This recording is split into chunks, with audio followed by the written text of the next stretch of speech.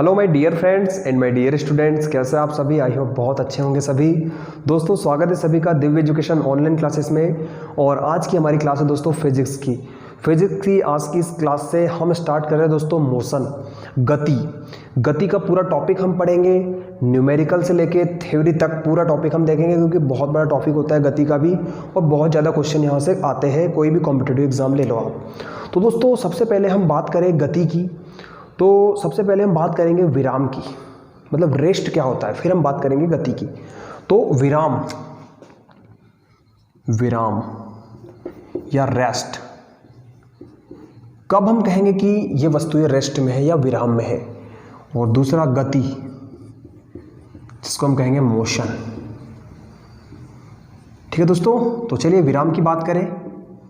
तो दोस्तों इसको सीधा सा सरल शब्दों में कहा जा सकता है कि यदि दो पिंडों के बीच की दूरी समय के साथ न बदले, समय के साथ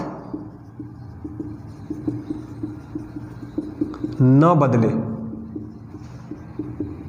मतलब दो पिंड रखे हैं और जिनकी दूरी समय बढ़ता जा रहा है लेकिन उनके बीच की स्थिति एक जैसी बनी हुई है। जैसे मान लीजिए ये दो पिंड है, इनके बीच का डिस्टेंस जो है 100 मीटर है। आपने देखा कि 1 घंटे बाद भी इनके बीच का डिस्टेंस कितना है, 100 मीटर है। तो ये कहा जाएगा कि ये दोनों पिंड कैसे हैं, विराम की अवस्था में है या रेस्ट में है। तो ये आपका रेस्ट हो गया। अब हम बात करें गति की, मोशन की, कि मोशन क्या होता है। तो दोस्तों मोशन की यदि बात की जाए तो हम ये कह सकते हैं कि यदि किसी वस्तु की स्थिति किसी स्थिर वस्तु के सापेक्ष, किसी वस्तु की जो स्थिति है किसी स्थिर वस्तु के सापेक्ष एक समान रूप से बदल रही हो या समान रूप से बदल रही हो, किसी स्थिर वस्तु के सापेक्ष यदि समान रूप से अगर उसकी स्थिति बदल रही है तो उस वस्तु को हम गति में कहेंगे, या हम कहेंगे कि वह वस्तु क्या है, गतिशील है। जैसे मान लीजिए हम यहाँ खड़े हैं, इधर से एक गाड़ी आ रही है, बाइक आ रही है। अब दोस्तों ये क्या हो रही है, हम तो यहीं खड़े हैं लेकिन हमारे सापेक्ष क्या हो रही है, ये गतिशील है, आगे निकल गई, हम तो यहीं के खड़े रह गए खड़े। तो स्थिर वस्तु के सापेक्ष यदि कोई वस्तु जो है समान रूप से अपना जो है दूरी बदलती है या स्थिति को बदलती है तो उसे हम गति कहेंगे। क्या कहेंगे, गति। चलिए, तो ये गति और रेस्ट आप लोगों को समझ में आया होगा। दोस्तों न्यूमेरिकल में बहुत ज़्यादा आपको इसकी ज़रूरत पड़ेगी। चलिए आगे बढ़ते हैं हम लोग, और सबसे पहले हम मोशन या गति में बात करेंगे डिस्प्लेसमेंट की। हम बात करेंगे डिस्प्लेसमेंट, या हम बात करें विस्थापन की। विस्थापन, तो विस्थापन क्या होता है इसको समझेंगे हम। दोस्तों सबसे पहला तो विस्थापन एक सदिश राशि है। क्या है, सदिश राशि है। तो इसकी सीधी सी डेफिनेशन आप कह सकते हैं, एक निश्चित दिशा में, लिख देता हूं मैं, एक निश्चित दिशा में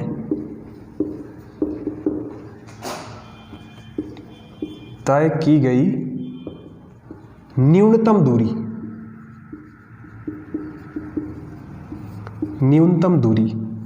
दोस्तों न्यूनतम दूरी या सीधी दूरी, जहां से पास पड़ रहा हो वो वाली दूरी अगर बात करें हम, तो वही आपका क्या है, विस्थापन या डिस्प्लेसमेंट है। क्या है, डिस्प्लेसमेंट। तो न्यूनतम दूरी याद रखिए, या इसको सीधी दूरी भी कह सकते हैं, या पास वाली दूरी, नज़दीक वाला, जहां से आपको नज़दीक पड़ता हो। जैसे मान लीजिए उदाहरण के लिए ये दो पिंड हैं। अब इन दोनों पिंडों तक मैं अगर इधर से जाऊं घूम फिर के, ये इस तरह से पहुंचा मैं यहाँ तक, इस पिंड तक, तो अगर आपसे पूछा जाए कि दोस्तों इस कंडीशन में विस्थापन क्या है, डिस्प्लेसमेंट क्या है, तो जहाँ से हमें सीधा पड़ेगा, जहाँ से हमें पास पड़ेगा, तो ये आपका क्या है दोस्तों, ये आपका विस्थापन होगा, जबकि ये विस्थापन नहीं होगा आपका। क्लियर, जहाँ से पास पड़ेगा। चलिए अब हम बात कर ले, विस्थापन एक सदिश राशि है। दूसरा, अगर हम इनके मात्रकों की बात करें तो दोस्तों MKS मात्रक जो होता है ये होता है इसका मीटर, और CGS मात्रक की बात करें हम तो ये होता है सेंटीमीटर। क्लियर दोस्तों? तो इतनी चीज़ें विस्थापन की बेसिक चीज़ें हैं। चलिए आगे और डिस्कस करेंगे इस पर। दूसरा हम देख लेते हैं डिस्टेंस या दूरी।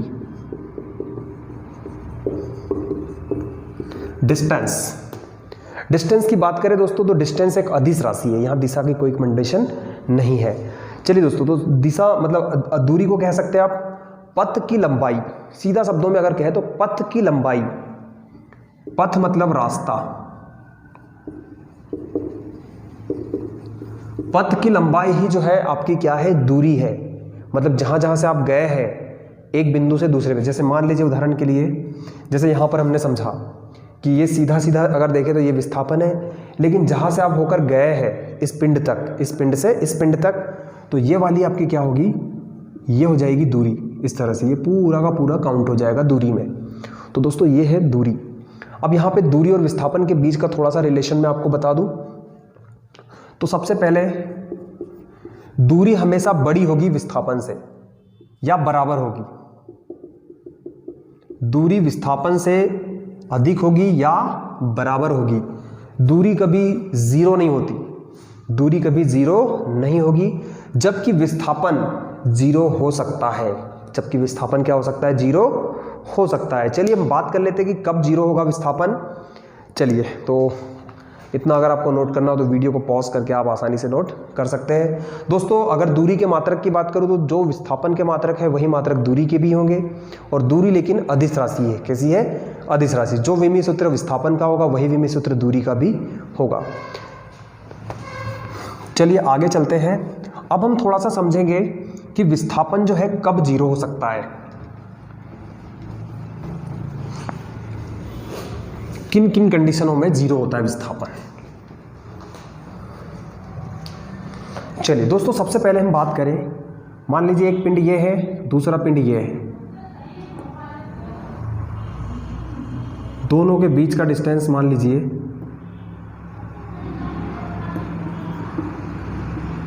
200 मीटर है। 200 मीटर है दो पिंडों के बीच के डिस्टेंस।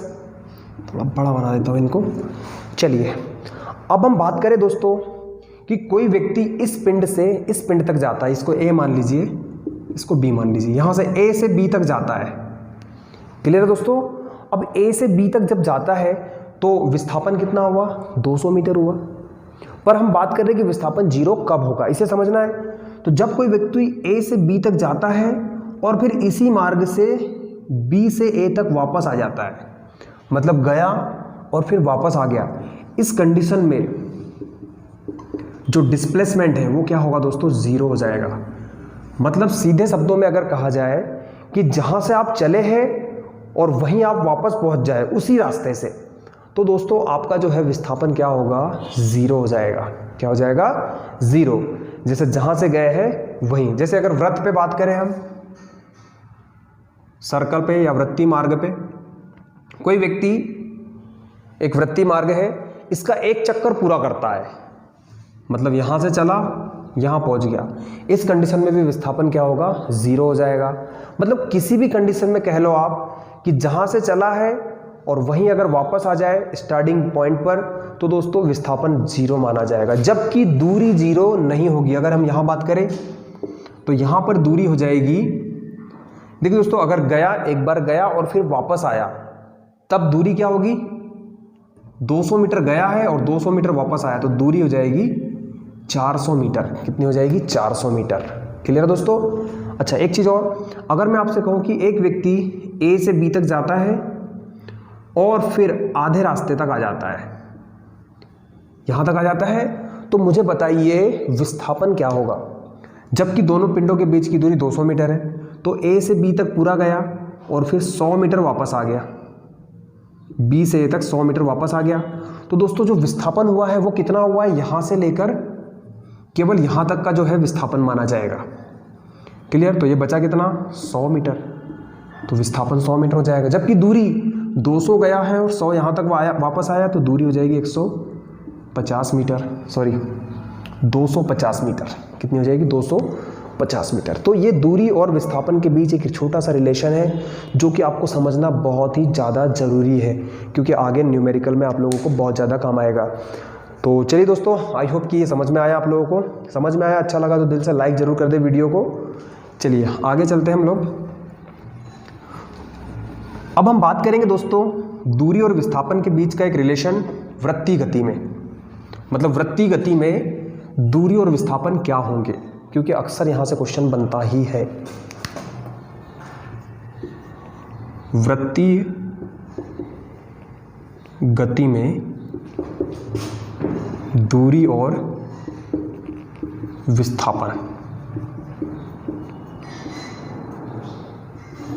हम बात कर रहे हैं वृत्तीय गति में दूरी और विस्थापन क्या होगा। सबसे पहले हम सर्कल को समझ लें, या चलिए सीधा समझते हैं हम पहले। सबसे पहले हम बात करें वृत्तीय गति में 1/4 चक्कर की। 1/4 चक्कर में अगर किसी वृत्तीय मार्ग का सिर्फ 1/4 चक्कर लगाया जाए तो विस्थापन क्या होगा और दूरी क्या होगी, हमें यह बताना है। चलिए समझते हैं इसको डायग्राम से। ये मान लीजिए कोई सर्कल है आपका, इसका एक सेंटर होगा, यहां से सेंटर से परिधि तक की दूरी ये आपका रेडियस हो जाएगी, त्रिज्या, जिसे r से डिनोट करेंगे हम। दोस्तों आपको कह रहा है 1/4 चक्कर, तो हम समझ लेते पहले कि 1/4 चक्कर होगा कितना वृत्त में। तो जैसे अगर वृत्त को 4 भागों में इस तरह से बांट दिया जाए, 1 2, ये थोड़ा सा इधर का जरा बड़ा दिख रहा होगा, इसको छोटा कर देता हूं मैं।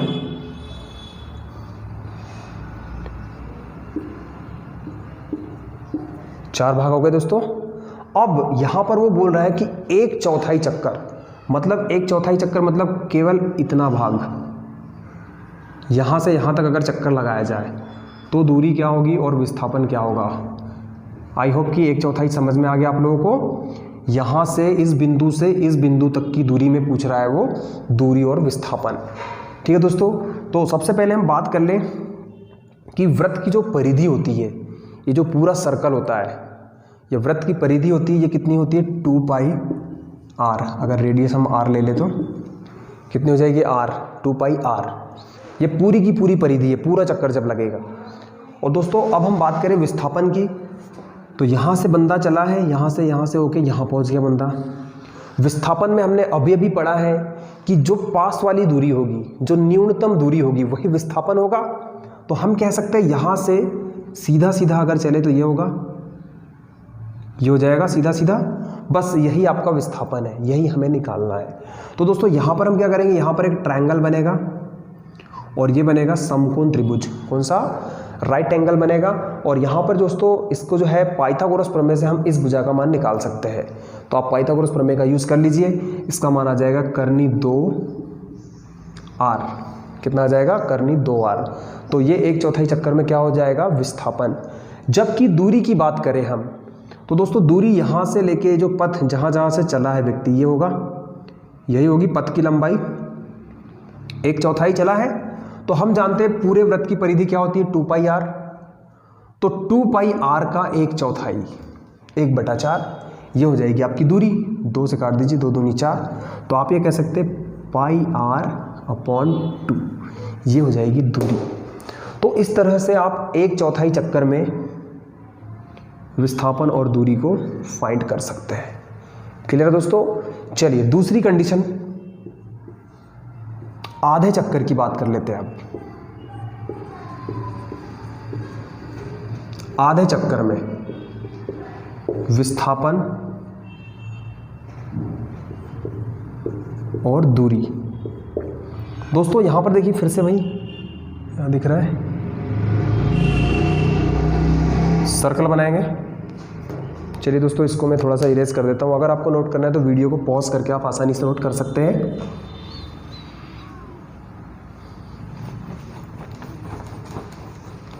दूसरा हम बात करेंगे आधे चक्कर की, कि आधे चक्कर में दूरी और विस्थापन क्या होगा। दोस्तों बहुत इंपॉर्टेंट है, ध्यान से देखिए, पूरा वीडियो लास्ट तक देखिए, सारे कंसेप्ट क्लियर हो जाएंगे।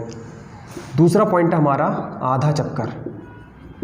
या आधे चक्कर में विस्थापन और दूरी। चलिए, ये हमारा वृत्तीय मार्ग है, ये हमारी रेडियस है। दोस्तों अगर आधे चक्कर की बात करें तो इस वृत्त को आधा कर लीजिए, इस तरह से आधा हो जाएगा वृत्त। मतलब अब व्यक्ति यहाँ से चलेगा, ऐसा इस तरह से जाएगा और केवल यहाँ तक आएगा। क्योंकि आधे चक्कर की बात हो रही है तो आधा ही चक्कर लगाएगा। अब दोस्तों आपसे कहे जाए तो ये तो आपकी हो जाएगी क्या, दूरी, जहाँ जहाँ से चला है। विस्थापन दोस्तों क्या होगा, यहाँ से लेके यहाँ तक, ये सीधी दूरी, ये आपका विस्थापन हो जाएगा। तो आप देख रहे हैं ये r और ये r, तो आप सीधा कह सकते हैं विस्थापन हो जाएगा 2r। कितना हो जाएगा, 2r आधे चक्कर में। अगर हम बात करें किसकी, दूरी की, तो जहाँ से व्यक्ति चला है इस तरह से, जो उसके पथ की लंबाई है यही उसकी दूरी है। तो पथ की लंबाई मतलब ये, और पूरे वृत्त की परिधि हम जानते हैं 2πr होती है। तो आधा करना है हमें इसे, आधे एक चक्कर में पूछ रहा है, 2 से 2 कट जाएगा, तो जो दूरी आएगी वो आ जाएगी दोस्तों आपकी πr। क्या हो जाएगी, πr। तो यहाँ से दोस्तों सीधा सीधा क्वेश्चन बिलिंग करता है और आपसे क्वेश्चन बनना चाहिए। चलिए तीसरी कंडीशन देखते हैं हम। अब देखते हैं हम 3/4 चक्कर में, 3/4 चक्कर में विस्थापन और दूरी। चलिए इसे समझते हैं। ये सर्कल ले लीजिए आप, थोड़ा सा दिख नहीं रहा है, चलिए इसी पे समझा देता हूं मैं।